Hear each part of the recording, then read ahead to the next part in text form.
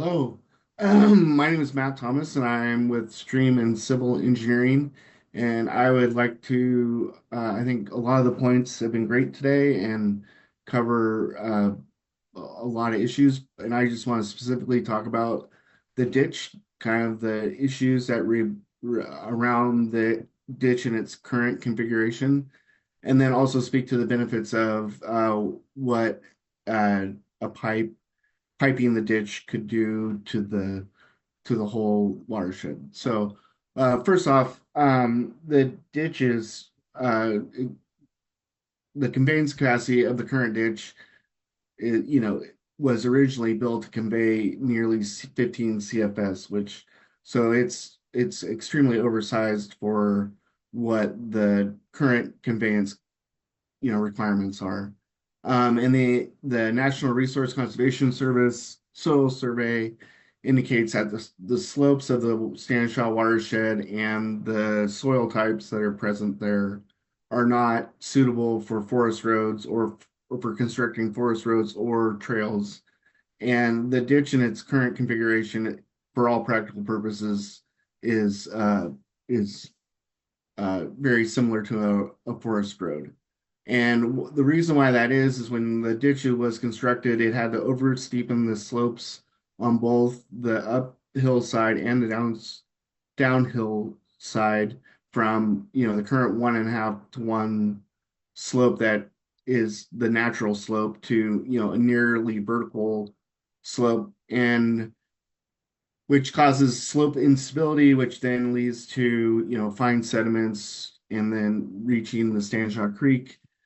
And in a inspection done by the Regional Water Quality Board in 2015, which precedes the Marble Mountain fire, they identified 19 locations of the failure of the ditch, all creating sediment sources for Stanshaw Creek. Um, and then, I think everyone here can recognize that, the fire in 2017 has only exacerbated those failures and sediment supply to the Stanshaw Creek.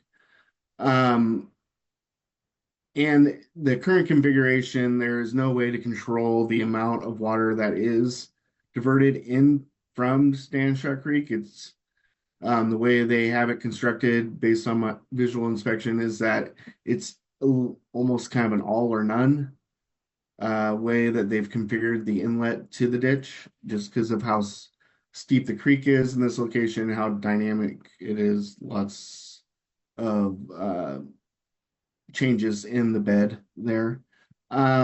So a actual constructed diversion point that could control the amount of water diverted would be beneficiary, and a pipe would only would make that even more practical and probably will um, more cost effective as well. So, and then the other thing a pipe does is it basically eliminates all infiltration that currently occurs in the ditch, which is in a watershed that has limited water supply. Every drop counts, so eliminating that infiltration could be of a of a huge benefit to just the water, not only for consumptive use, but then also for the bypass flows. It also increases the stability of the hill slopes, reducing sediment supply into the to Sandshaw Creek, which in turn improves water quality. And then another key aspect is that it would virtually eliminate any required maintenance of the ditch.